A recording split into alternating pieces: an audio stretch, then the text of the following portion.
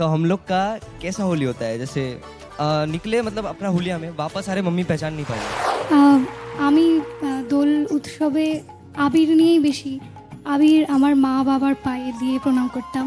তারপর আমার পরিবারের সবার দাদা বৌদি সবার গালে একটু লাগিয়ে ওরাও আমার গালে লাগিয়ে এভাবেই আমরা আয়ুষের সাথে আমি গল্প করছিলাম, তো আয়ুষ বলছিল ও কিভাবে হোলি খেলে। तो हम लोग सब बैठ के बातें कर रहे थे कि किसके घर कैसे होली खेलते हैं, कैसे फेस्टिवल सेलिब्रेट करते हैं।